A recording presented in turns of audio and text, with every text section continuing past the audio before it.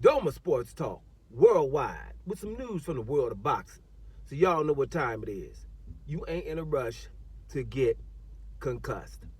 Now, let's talk a little possibility of concussion. Right? We got the legend in Alexander Usyk. I think Alexander Usyk did some more legendary things about 2 or 3 weeks ago. We know that Alexander Usyk goes to everyone's backyard in the cruiserweight division and in the heavyweight division and became two division undisputed. And like I say, no negotiation issues. He'll go to your backyard to beat you. Things that we know as people that kind of pay attention to boxing, that's not necessarily what all the boxers do. You know what I'm saying? There's always some issues in negotiation. There's always some issues. Who wants to fight at home and all that stuff. With Alexander Usyk, that seems not to be the problem because he also always goes to your backyard to fight you. And it means a lot because, you most of the time the judges are for the hometown fighter. And he's not really a knockout artist. That means he has total confidence in his skills to know he's going to go to your backyard and beat you enough to where the judges are not going to take the fight from him. So you got to look at that. I've always looked at that. I'm like, that's pretty legendary, especially the landscape of boxing. There's not too many people running around acting like him. So he's going to always be a legend. And at the end of the day, two division undisputed makes him a legend anyway.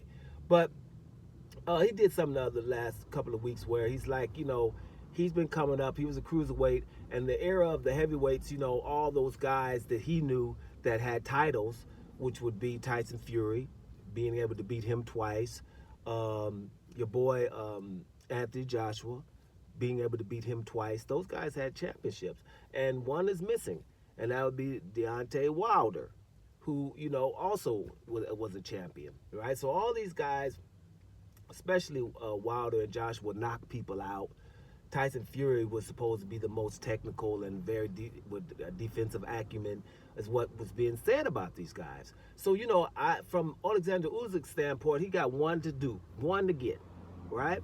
One to get, and that's Deontay Wilder. So Deontay Wilder has no right to get a championship fight. He's not ranked number one or number two by any sanctioning bodies. I don't even think he's in the top 10 by any sanctioning bodies. Top 15, yeah. But so he's not like he has to give him a fight. So to say I want Deontay Wilder as a voluntary, as something to do, is something that I think is pretty awesome. Now, a lot of people who are not, into Deontay Wilder, not Deontay Wilder's fans, knowing that he's 40 years old, yeah, he's a shadow of himself or whatever. Yeah, but it's still, at the end of the day, he still got a right hand and always had. He was never the most technical fighter.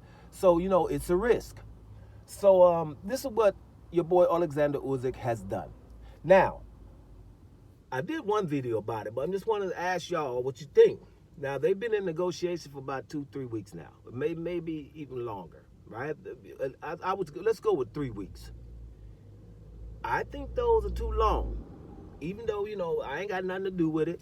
Just from the outside looking in, I think those too long, and I would it behooves like Deontay Wilder to go ahead and just take this, this fight here. Now, I'm not saying, just don't get no money from it or nothing like that. But this is a big opportunity for Deontay Wilder to get in the ring with this guy finally and maybe do something. He has all to win here, right? There shouldn't be anybody out there thinking Deontay Wilder could do anything against this legend here, especially at 40 years old, shadow of yourself, losing several fights now, being KO'd by Sheila Shang, being outpointed by Joseph Parker, right? Not looking that great against Tyrell Herndon or whatever. So, and the Tyson Fury saga, right? I see that a lot different, but I ain't gonna get into it. Just from the normal person, he's lost to Tyson Fury twice. So, he's got about 4 losses now. So this is a big opportunity for Deontay Wilder. So, and it's kind of making me a little uncomfortable that these negotiations are going so long. You don't want to, tell anybody what to do or nothing like that. But from the outside looking in, it's like, wow, go and let's get in this one. Get your opportunity. Let's get in this one. Get yourself together. Forget all the tune-ups. If your boy Usyk don't want to tune up, you don't get one. Get up in here and see if you can get this, get this done. That's what I would say. This one, I want y'all to let me know what y'all talking about. What you think? Should Deontay Wilder be in negotiations and make negotiations take longer, or should he be like, hey, let's go and get this fight, regardless? If the negotiations are pretty good, just pretty good, let me get this fight. I'm already rich. Let me get in here, take this opportunity to do something legendary, because he's got it all to gain here. And it's not out of reach. I know a lot of people think Deontay Wilder has zero chance. I'm not one of those. And now you know how I feel about Alexander Usyk. But if Deontay Wilder is truly healed, and there's things we'll talk about it if the fight gets closer, if it gets made. Right now we're talking about, do you guys feeling a little bit uncomfortable that it's taking this long in negotiations, or is it just me?